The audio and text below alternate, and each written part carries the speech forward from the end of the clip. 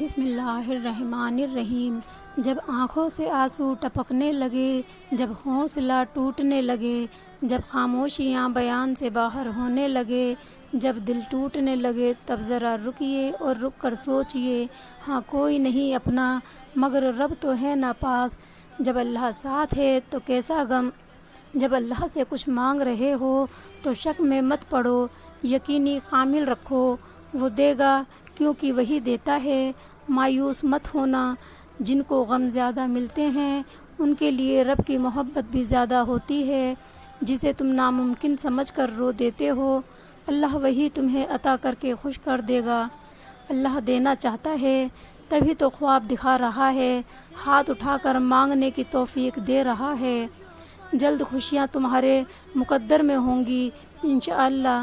اور کیا آپ کو پتہ ہے، جب آپ تنہا بیٹھ کر رو رہے ہوتے ہیں تب آپ کو اللہ کے فرشتے دیکھ رہے ہوتے ہیں، اور پھر وہی فرشتے اللہ کے پاس جا کر اللہ تعالیٰ سے فرماتے ہیں کہ اے اللہ، آپ کا فلاں بندہ فلاں جگہ بیٹھ کر رو رہا ہے۔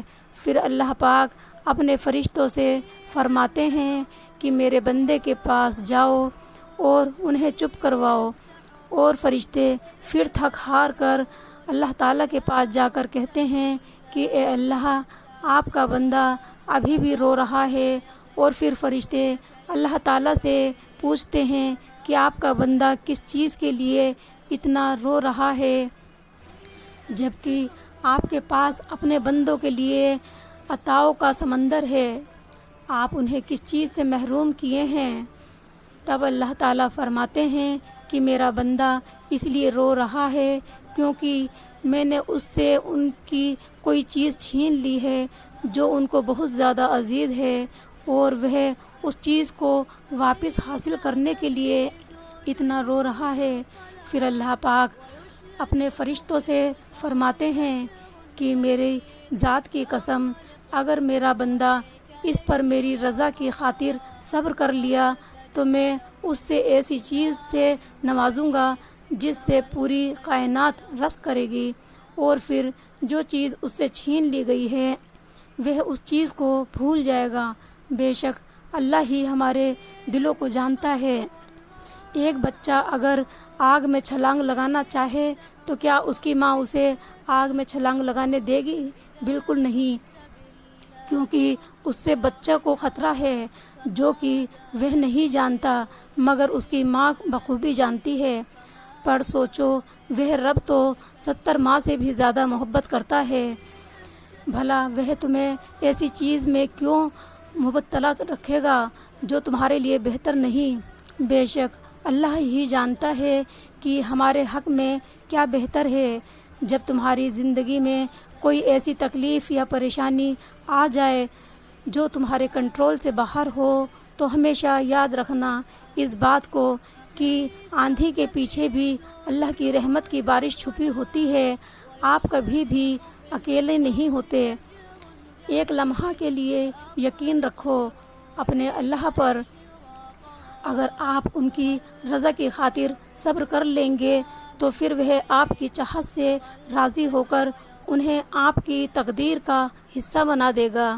وہ تمہاری کہانی کو جب چاہے جہاں موڑ سکتا ہے، جو کنویں سے نکال کر یوسف علیہ السلام کو مصر کا بادشاہ بنا سکتا ہے، وہ رب تمہارے غموں کو خوشیوں میں بھی بدل سکتا ہے۔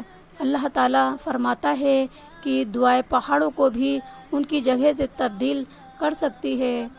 دعا نصیب بدل سکتی ہے، جو چھین لیا ہو وہ واپس لوٹا سکتی ہے۔ جس کے ہونے کی گمان بھی نہ ہو دعا وہ کر سکتی ہے۔ دعا ہر گمان کو حقیقت میں تبدیل کر سکتی ہے۔ دعا مومن کا ہتھیار ہوتی ہے۔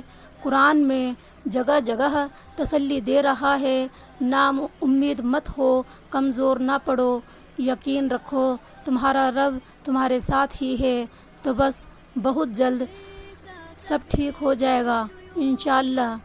وہ دن قریب ہے جب تم اپنی ہر دعا حقیقت بنتے دیکھو گے انشاءاللہ۔ لوگ تمہیں توڑیں گے، بس تم ہمت نہ ہارنا، مایوس نہ ہونا، بس تم خود کو رب سے جوڑ لینا، باقی لوگوں کو وہ دیکھ لے گا۔